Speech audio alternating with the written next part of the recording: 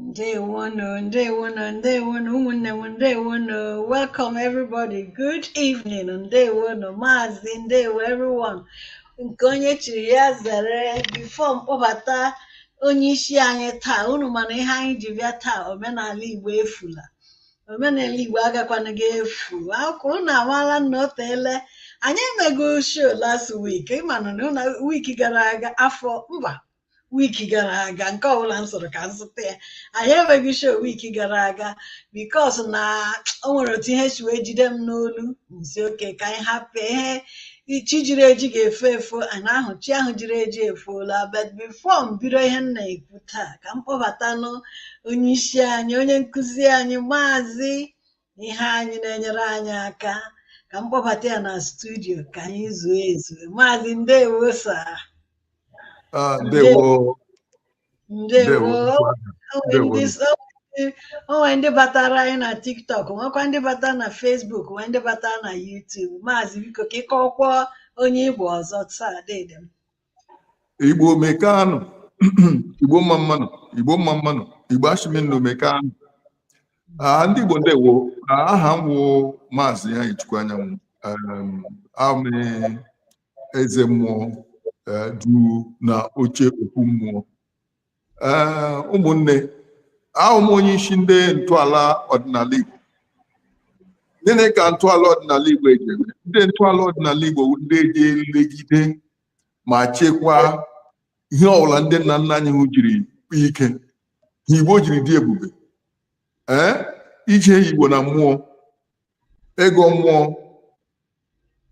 ime omenala, ime ọdịnala, ihe niile gbasara omenala na ọdịnala na obodo Igbo, okwu mmụọ niile n'ala Igbo, ndị niile nọ n'okwu mmụọ ahụ, ndị Igbo niile eji eme ọdịnala, ndị Igbo niile eji eme omenala n'ụzọ eziokwu na ndụ.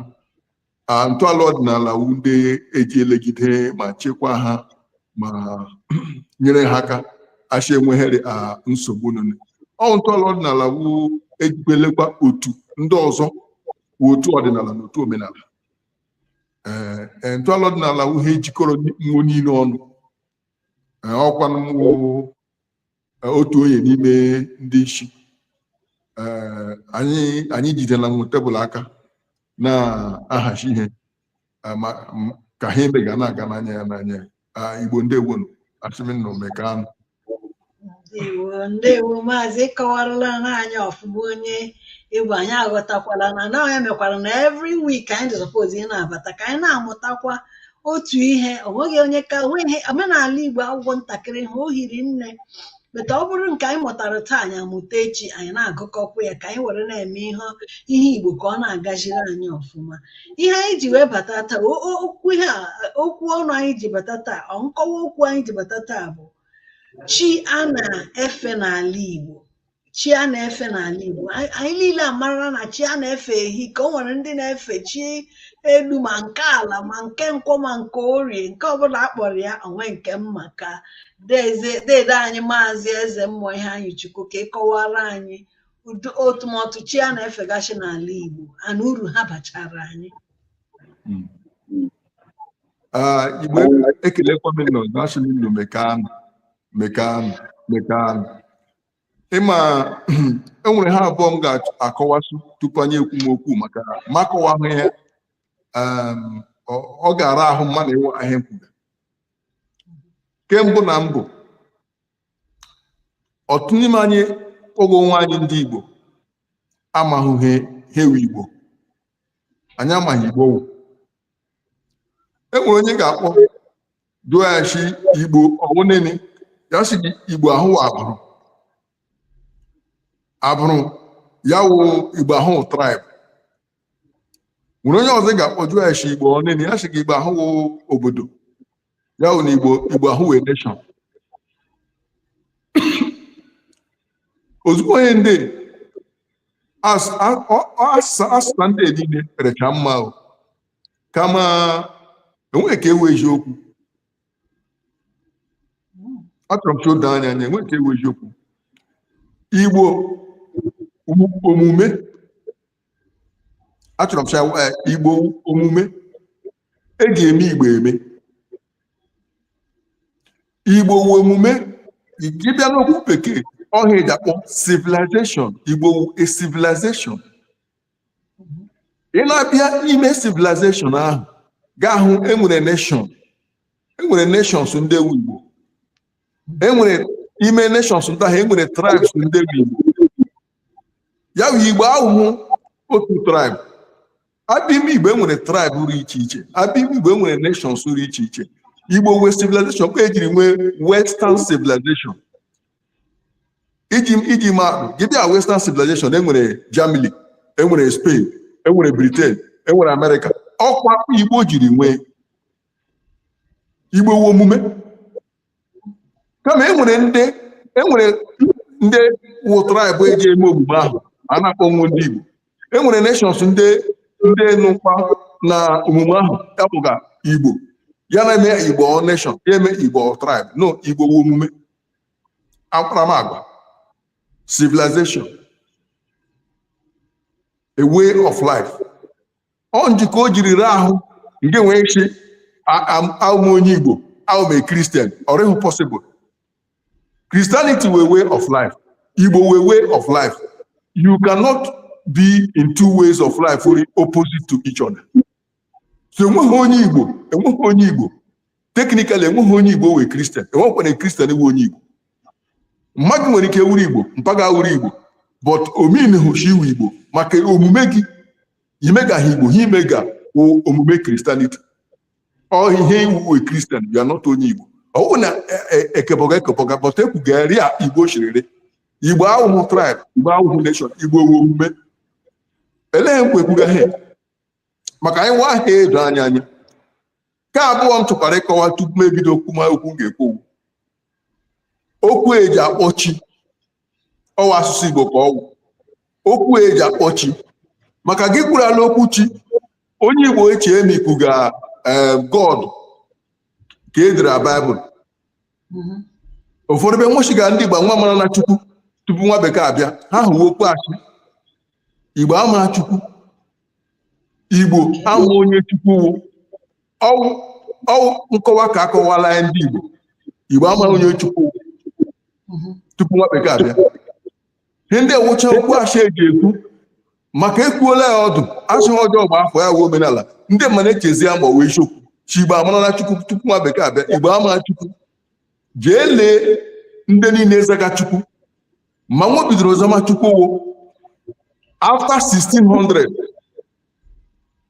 Enwe onye zara Chukwu before 1600.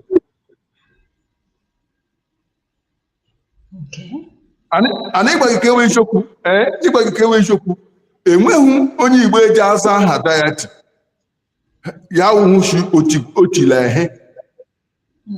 Iji kọwara gị ihe m ji maa ị ga na onye zara nwa agbara ọ agbara ji, ị gaghị onye kwaracha aha ya wa agbara ịwara. Kama enwere ndị Igbo eji aza Chukwu. Gịnị mere nwa eji aza Chukwu? Enweghị etile mgbe ejiri tii na ị ga-ahụ onye zaga Chinwendụ, Chioma, Chijioke. Igbo ejiri azara aha deity ordinarily. A ga-eji adị ya ihe iji kọwaa maka enwerekwa ndị Igbo eji eme. Ha mere ndị mmadụ zazaga ha Chukwu ahụ enweghị mma Chukwu ahụ ji wuru deity. Ọwụ ndị ụka tile ji mee ire ndị Igbo anya ka ahụ aka ga-akọ anyị nkọwa mahịa aga ma akọwa ya nke o doro anya ka aha wuru otu ihe Igbo eji akpọ chi okwu eji akpọ chi ma ọ fụara n'okwu nwa bekee the only thing that is closest in meaning chi wụ spirit.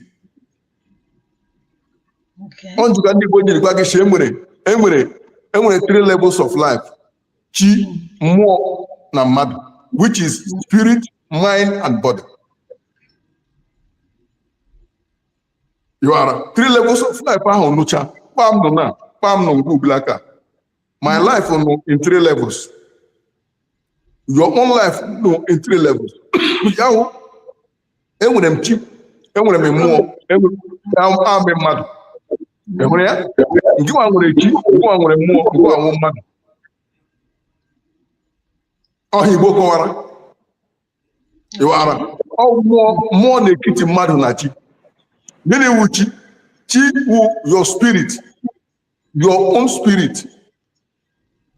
ịwara chi wu mmụọ ahụ n'oge ime. That spiritual layer of you.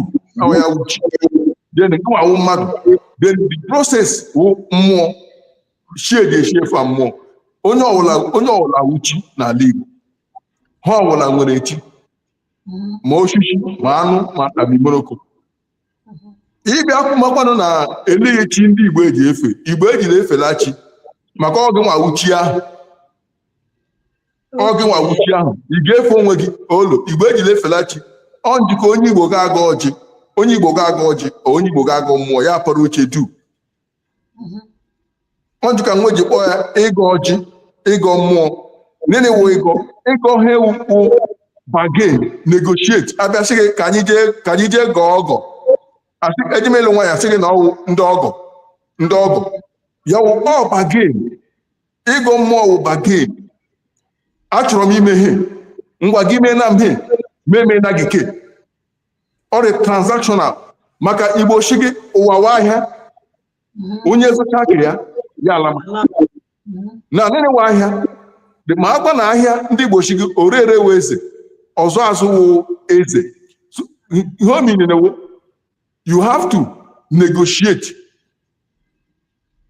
You have to negotiate. So life is all about negotiating, navigating, and obtaining a pass. Ndị Igbo are very well. Ịhụrụ ya eji isi gị onye ekwe chi ya ekwe.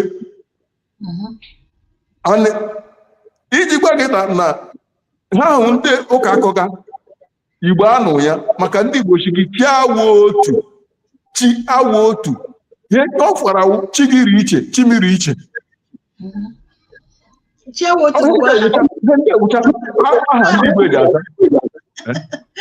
Oh, my father's name, Chiawotu. But we don't understand what it means here. I think Chiawotu. I get Jimmy. I say ofu name. Come on, ofu chikere. Ofu name, ofu chikere. Ya uchi ha dị iche n'iche. Ọ ndụ ka baba anyị na ndụ ka baba anyị nwere chi onye ọla kwechiri na-efe otu mkpụrụ chi.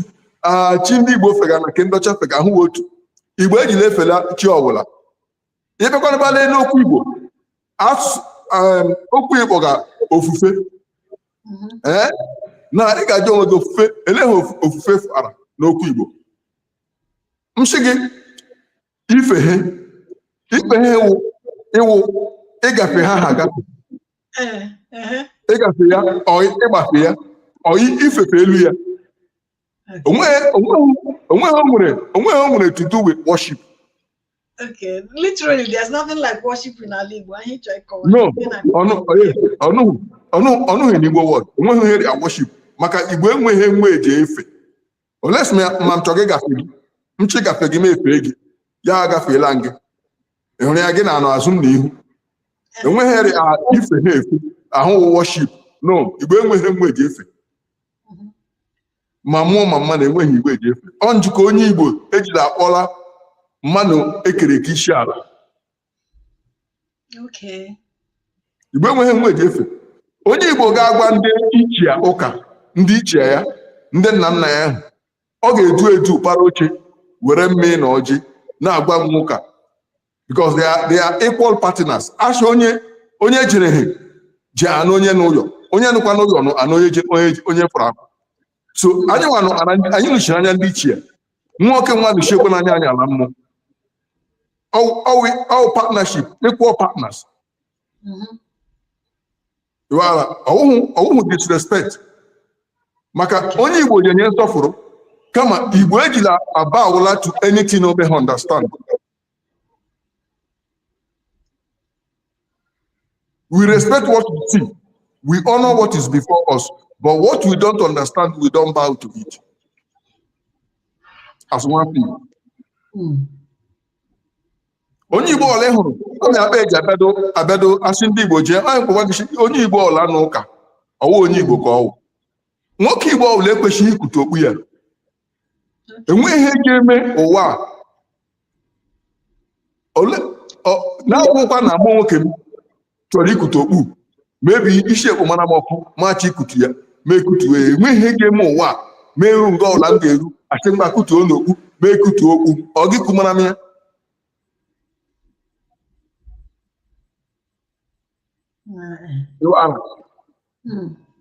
Igbo enweghị mgbe eji efe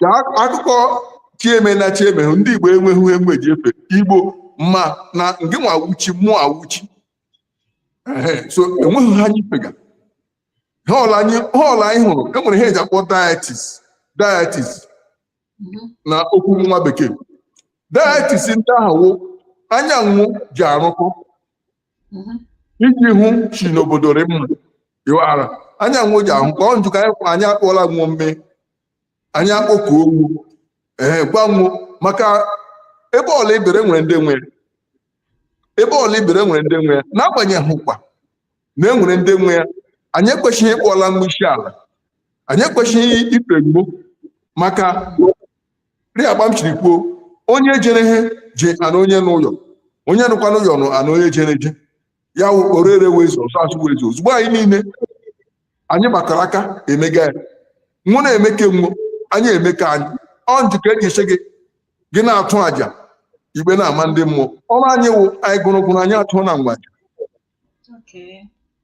nwa na-emekwa nna anyị ke nwo ga-emere anyị kama enweghị igbe eji awọchip enweghị uchi mmụọ na-efe kama ha ndụ anyị eji ebi iwu ka anyị agbata obi anyị nụrụ na mma mmụọ ndị ejiri ihe ime obodo anyị anwụọ nụrụ na mma ịhụrụ ya anyị nwoke nweri nwenyekwana anyị ka anyị eri anyị kwela ngwugwu nwa kwela anyị ikuku anyị kama enweghị anyị eji efe maka ife ha enweghị ya agafe sorry, just because just I'm sorry, let me say this in English. I'm sorry, it's my local dialect Igbo show that we're doing. So we English. It's not an English show, so if you're joining and you're not understanding, pardon me. We're discussing about the gods of the land. And if Uchi, I don't know how I will explain Chi in English. He just told us that there's nothing like, like we call it Chuku in Igbo land. It's just Chi. And that Chi is your spirit, your body, and your spirit, your body, and your soul. Your soul, isn't it? Spirit, mind, and the body. Mind and body, yeah. So now, here oga soul, imana ndị ọcha bịara confuse anyị. Ịwara. Ịma onye ọcha ya wage ihe oga soul, soul ahụ ịma enwere ihe jikọrọ, enwere ihe mere chi na mmanụ ji nụrụ. Maka makọwa ya meji bekee kọwa ya maka ndị gị ga-awụ he mere the spirit, he mere spirit ka ji nụ n'ime ahụ mmadụ enwere ihe trapụrụ ya daa n'ime ahụ mmadụ ya ahụ ya spirit ka afụ sense but spirit ahụ ka nọ anọ spirit ahụ nwee mere eji akpọ ha ahụ ndị Igbo ji akpọ ha ahụ ndụ ahụ ịhụ ya anya ome ọkụ tọọchị eji arị ọ ya mere spirit ka ji nụ n'ime ahụ ma gị na anyị ekwu ụka ndụ ahụ mere ala na ndụ bụ physical thing ndụ ologemanti ịma na ndụ ịkpọga ndụ na onye re ndụ ya fine but enwere ihe mere l'anya mee jikwala oyibo kọwa ya small human being is made of two layers. Two layers. That two layers are this physical nature that you are seeing now. And then we have what we call, what we refer to as spirit, but that is liquid gas. Now, the liquid gas is inside the physical body. But the physical body does not have the capacity to hold that liquid gas. So that thing, what became our soul, is what is coming two of them together. But so as long as that thing is there, the spiritual body it will always remain in the physical body. The day that enter for, the spirit will leave the body. The body is dead. Okay. Because the spirit does not die. Chiana one, Chigi, Agam, Chimagam, but Ahu when it came. Eshi ndụ ahụ furu ala ahụ anwụ chi afọ chi ahụ afọ but ndụ anụ ahụ agbọrọ ọkpụrụ. So taking us to ihe nchọrọ ihe na-achọwe ka onye na-achọ ikwu ọ pụtara na otu a sị na enwere ịma isi na onweghị ha na-efe o nwere ihe na ndị na-asị God of the land, God of the soil, God of the air, God of the water and all that.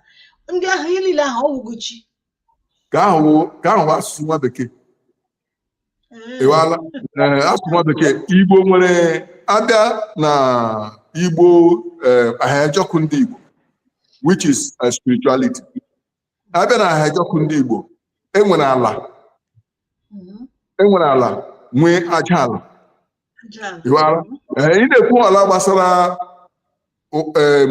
elu ala ama gị ọwụ ala ọ ka gị bedo obodo ọla nwere ala kemgbe enwere mkpagbo jiri hime ala ebe kemgbe obodo ọla nwere agbara ejiri gbaa ya okirikiri what agbara wụ fence spiritual fence ejiri gbaa obodo ọla kirikiri abịa sị gị ihe awụ ihe agbara ihe awụ isi agbara n'obodo ya wee ebe that key ejiri lọkụ obodo ahụ ejiri gbagide obodo ahụ ọ ka ịbịa sị gị na ndị ebe na-eri ụna ndị ebe na-eri achara ndị ebe na-eri enwe ndị ebe na-eri obodo ọla nwere ha eji gbaa ya kirikiri tupu eke ọfọ ọkpa Igbo jiri mee ya obodo ọbụla n'ala Igbo mee an independent country onye kwụgba gị na abịa n'ala Igbo enwere nations inside Igbo land. You are so he got God of land, the God of this. Ndị Igbo a na-akụdiri akụkọ ahụ abịa ihe gbasara ala na nwoke ya wụ ọwụ mmụọ enwere mmụọ ịbịa n'ala ahụ wụ mmụọ ala rịmpi abụọ ala nwere oke nwe enyi ala nwere oke nwe enyi ọ jụka gị bịado asị gị na aja ala akpọchara ka aja ala kpọla gị ede aja ala ndị Igbo mana ihe a na-aga na nkịtị ihe kwuru ha kwudosibe ya ha ọbụla n'ụwa nwere oke na nne ma anyanwụ na-eru anyanwụ nwere oke na nne gụọ nwoke gị na gị ile anya na gị ile ahụ gị na kacha ma gị bale anya ile ahụ gị ga-ahụ na ahụ gị ekere ya abụọ ahụ gị na-awụ mmanụ ekere ya abụọ ị ga-ahụ the line ọ gara kpa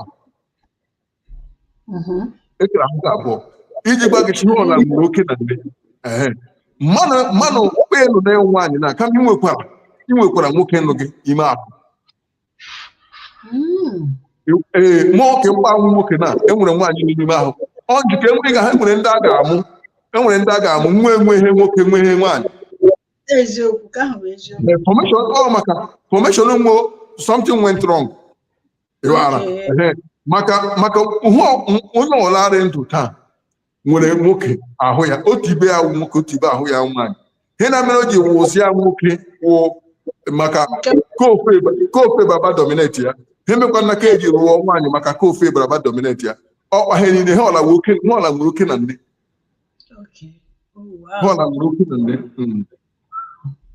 so now otu a na ịma ọnwụ ihe mmụọ na-ekwukarị ma ihe ma m ga-asị na the gods of our land. So that's wrong, saying that the gods of our land is after somebody. Oga na chikpo nwe iwewe mota nchikpo mmadụ ihe say that na gods of our land ga-achụ gị chụire gị chụrụ oge ebe na so there's nothing like that. Lanya onye mkpa akụkọ God so ọwụ ndị nwa bekee kọga ndị Igbo nwere gemantị ndị Igbo nwere ihe nwe ji akpọ mmụọ n'obodo mmụọ n'obodo eji akpọ mmụọ ezumezu iwara ezumezu ọra mmụọ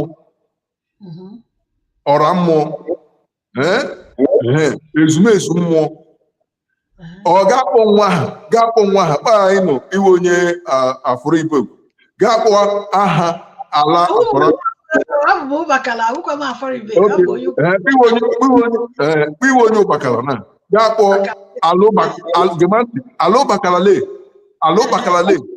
gari direct alụbakalale maka o nwere aha. Okay, so you have to call it this idea of gods of our land, they know gods of your land. Ha nwa asụsụ bekee onweghị meaning. Ha anyị nwere deity. The word God ọnwa bekee formulated that word. Onweghị ọgbasa ha anyị amaghị. So title anyị anyị nwere title anyị tinyere taa bụ ihe chi ndị Igbo na-efe. So okay, ekwuola nna. So ihe na-ekwu ugbu a na onweghị ihe ndị Igbo na-efe at all. Mba, Igbo a na-efe n'echi maka onye Igbo wakara mmadụ ọkara mmụọ. O nwere ndị ga-akọwara gị o mere nwoke Igbo bịa na ya chụọ ke nwe ụmụ ana maka ndị bekee anyị ji anwụ amụ ka ndị enweghị. Nwoke Igbo chọọ ịgwa nwaanyị chọọ ga-alụ ya esekpuru ala. Yes. Ha hụ a cost. Always cost to anybody, any Igbo man, it's a wala before a woman. Always very big cost. Ima heme ndị banya mama nweje jaka mgbechi ụmụ mansogbu. Mmome na afọ abụọ afọ atọ ya ngoma nsogbu a business ya ọ ya ngoma nsogbu ahụ omega. Ya eche ụmụ mmadụ mere ahụ ma na eji aka. Eji aka ya. Asị na ihe na ma agaghị egbu ya. Nwoke Igbo eje onye chiri echichi ya eje nga emegahe asị ya anyị kpe na-ekpere ya ekutu okpu. Ihe ndị ahụ ụcha kọs ihe ndị ahụ kọs maka echi ekumara gị okpu ahụ enwere emume emere ya wụrụ ka ọ kpọrọ mmadụ kwuru ka iji kutuo ya uche anụ ya. Ndị chiri echichi ka ị ga-abụ nke ahụ, but ọ nwere ndị na-echighị echichi na-ekpukwa okpuru eda. Nwere ndị echinye echichi na-ekpu okpuru eda nwuchi kutu ya nwe kutu enweghị much trend n'ụdị a maka okpu ekwu mana gị ndị ụka eji eme ndị ụka eji eme iji ekwela chigbu nwa ekutu okpu ekwu nna gị ugwu ikwe gala ndị ichie gị na ikenga gị na ezumezu gị gị n'afọ a nga emega ha ekutuo ya ịkparị ya na nwụ ịwụọla nwala. Ị hụrụ ya ịwụọla nwala maka okwu ahụ mere gị iji iche iche agahụ obi juru gị afọ ihe imega n'izu ha ezughị emega ihe imega ya n'afọ ahụ tutu ogwucha aka ekpegala chimama ebe o siri bịa chi ndị ụka ugwu omeke hụrụ sens. So ya ihe na-ekwu bụ ifu na ịwa ọjị na awawa ọjị anaghị ekpukpu okpu. Mba. Okeke maka ndị na-agọ mmụọ ịgakwana ịga agọ mmụọ maka o nwere ndị nwere agwụ ịgakwana ịga agọ mmụọ na ihe agwụ ọ bụ a na-ekpu okpu a ga anaghị ekpu okpu. Chere m agwara gị nchi ịga ọjị na chi a na-ekughị mokpu ma bụ imi ọjị ewere okpu nkuru.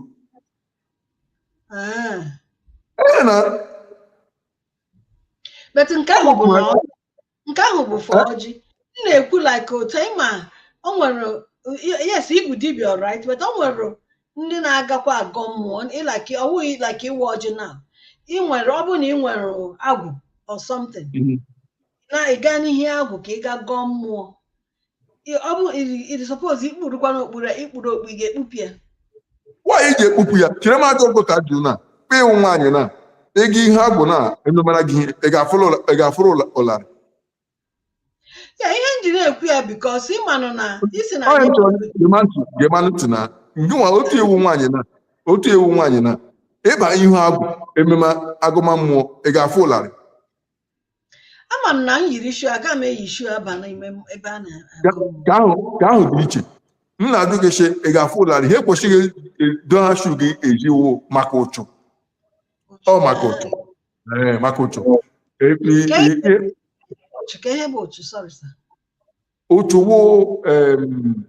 otu ihe popular stain, spiritual stain. Okay. You are contamination, spiritual contamination. So, on a setback and on a wikini spiritual places. Yeah. Now, I have question to my sugar. That place. And him and one Igbo is supposed to catch you. Oh, that will question. Oh, question. Hente kwano uhe nwa bekee we ara. Onye kwesịrị ikwu okpu nwoke ọwụ nwanyị. Nwanyị kwesịrị ikechichi ekechi enweghị nga ọnụ n'omenala si nwanyị ga-ekechirili isi ya. Olo, enweghị nga ọnụ n'omenala. Okay, kekwa maka ukwu abụọ. Ukwu abụọ, nwanyị ịmụ ukwu abụọ dị ebe ọ dị na omenala Igbo. No, hende wu fashion.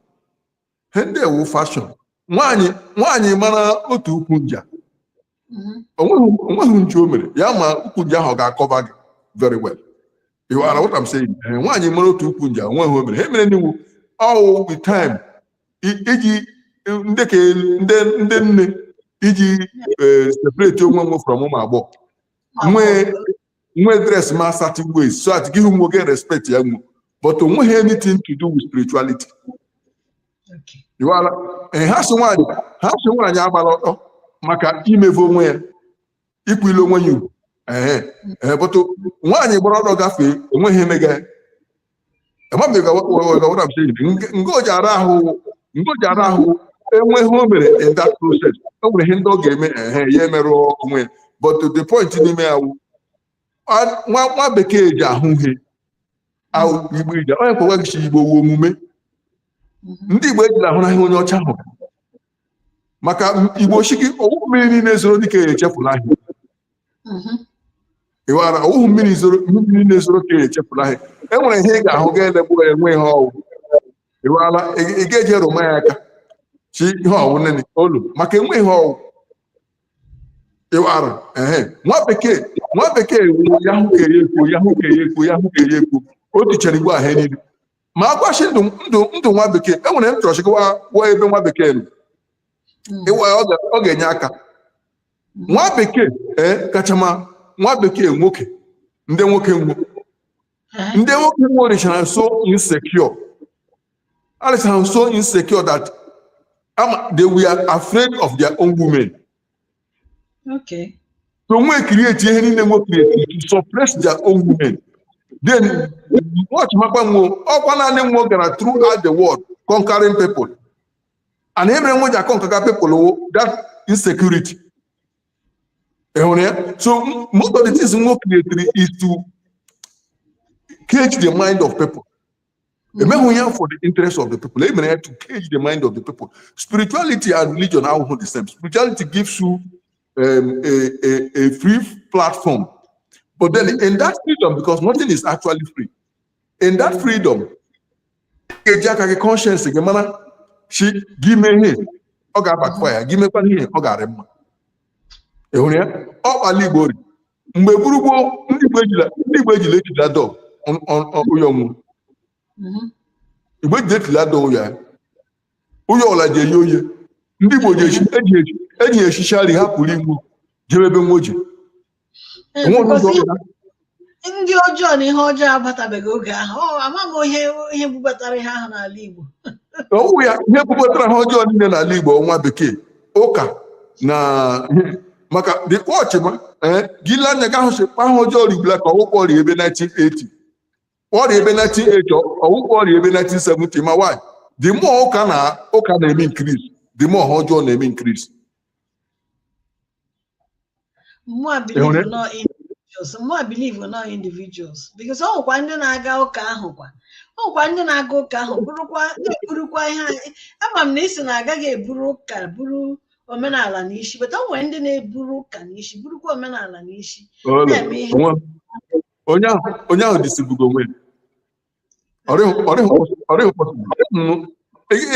elemina gaa cheka hụcha gị jiga nji ị ga-achụcha na-eji nji gị ka mụcha na-eji nji ga awọnụ fanta na coke gacha ka hụcha iji ga nji enwe ike achụcha na-eji nji ndị ugbu a so believe na na-edeceive n'onwe m thanks na believe na omenala Igbo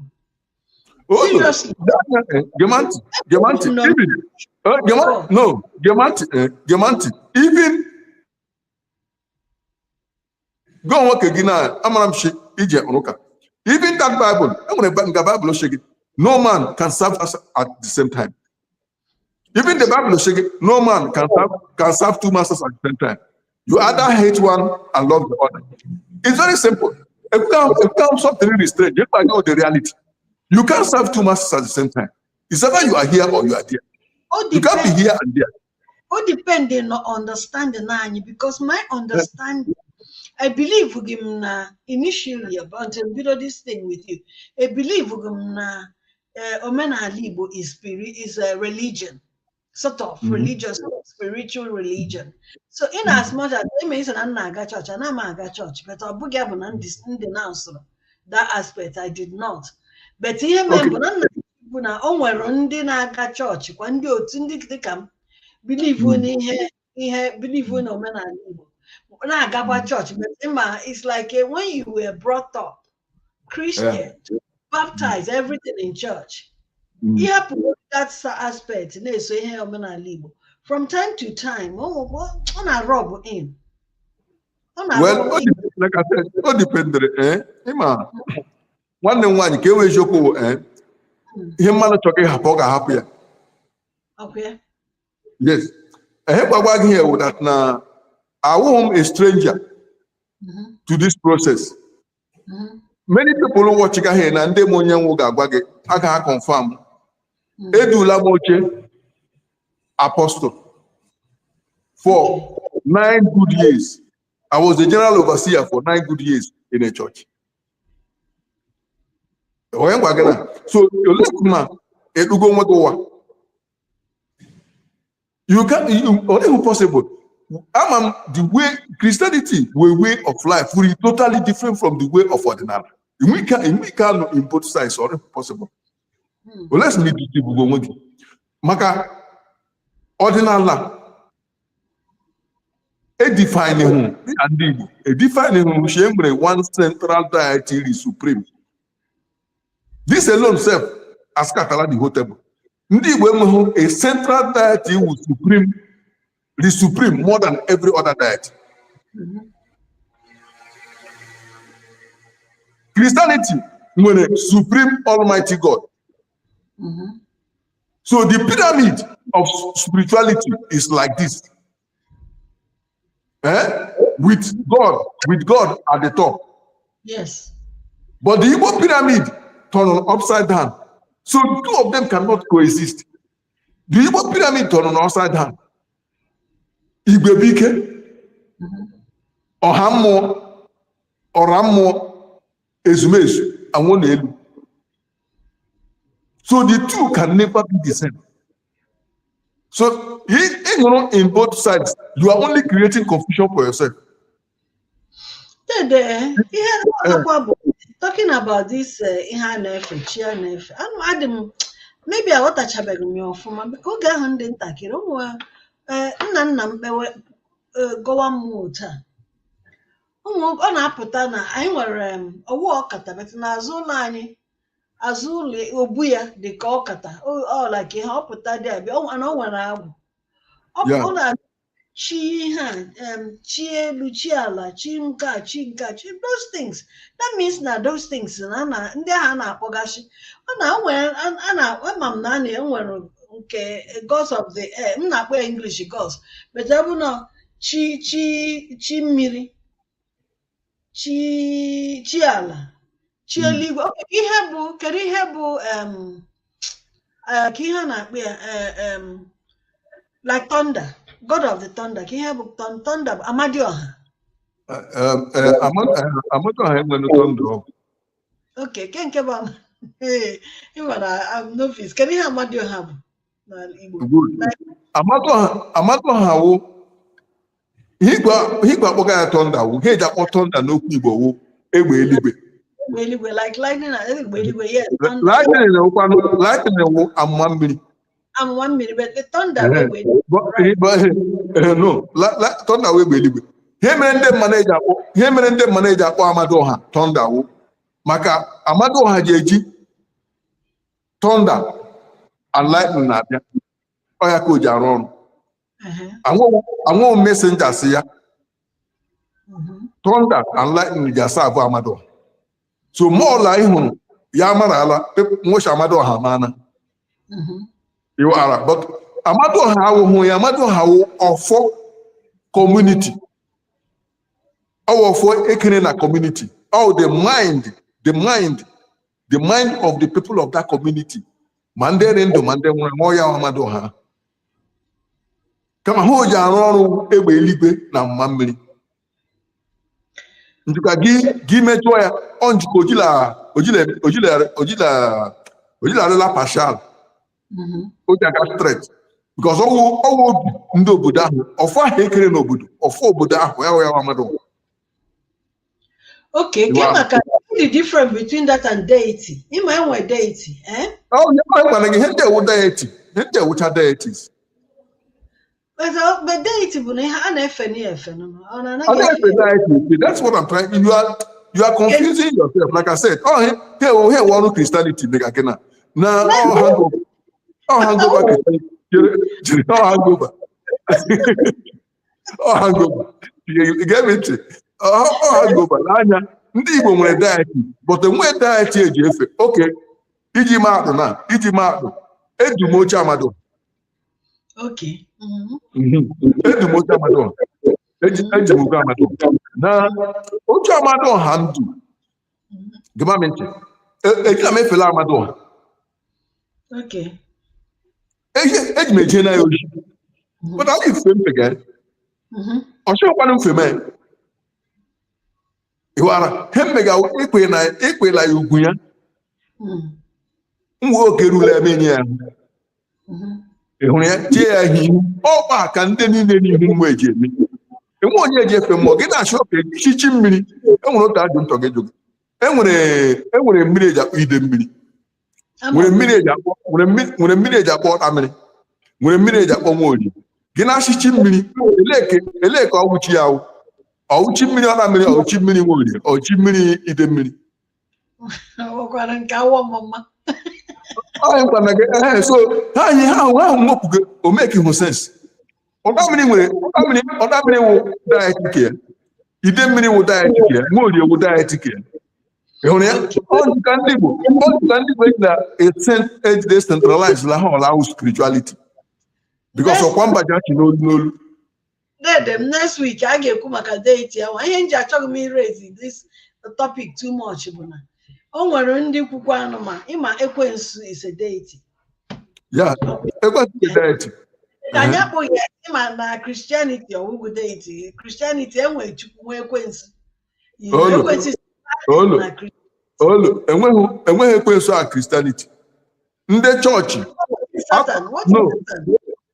Enweghị ekwensu na Christianity. Ndị church out of stupidity and ignorant jeje da ekwensu in place of devil. Devil and ekwensu are the same. No. Ka you kwuo maka nke abụọ is verse ebe m gụtara that thing m chọrọ ka anyị kwuo maka ya maka enwe different deities mention chama nke shi rivers bịa ma nke shi ebe a bịa and all that. So na-ekwuzi ihe niile ahụ ọ bụrụ na ọ deity ka eze ha iji wee sị na ekwensu bụ and ekwensu which language Igbo language ka which ekwensu we deity ndị Igbo na is ala no ekwensu a universal deity but o nwere shrine abụọ na Abia State. Iwara onweghị devil ọgwụ. It is not Abia ya ahụ ka e were deity. Ndị senator enyi na eberibe. Enwere shrine ekwensu dị ana. Ihe mere actually ọchị ihe adịghị funny because enwere ihe na-ekwukarị most of ọwụbasị n'ala Igbo oh my gosh, most of the things in them and but the more I notice most of those things because Abia State Cornish. Yeah, Mandi because him actually here. If you follow geographical map today, Igbo geographical map today as at today, today will 24th of according to calendar what became 24th of April 2026. Ebe na calendar ndị Igbo ha anyị nọwo ọnwa alọmchi ọnwa alọmchi anyị nọ na ọnwa alọmchi anyị nọ on the I think 28th of ọnwa alọmchi ka anyị nọ na 5004 year 5004 na ịgba gị ka enwe isiokwu enwere ihe ndị mma n'ama Igbo nke Igbo chiri bido nga ndị Igbo chiri bido wụ na Abia steeti ọwa Arochukwu ọlụ onye Udash Monkey Banana ọwa Arochukwu ịkọwala akwa mgbe ebe na Abia steeti nga ndị Igbo chiri bido wụ na Abia steeti enwere ebe eji akpọ Ituru Ọkigwe Ituru Ọkigwe ebe ahụ ka ndị Igbo enwere keve eji akpọ Ishume ahụ keve original keve nne m Chukwu tupu ya ejema je ndị Arochukwu aba nwara ya jema Arochukwu ahụ ga ndị Igbo bi ebe tens of thousands of years ago ọ ga Igbo chiri bido. Now, you let the word. I want to tell you, you let the word. Ọka Igwe. Now, you let the word Okigwe is telling you about molding the people, bringing them together. Okay. Okigwe, Igwe madu, Okigwe. So, gile down that is that asukugawu imodu Okawu mode. You mold the people together, then it can still be molding of iron as well too. But the point in email, Aha alone tells you that here with the very beginning, here Monday when we assemble, we adopt that Igbo lifestyle or at that particular place.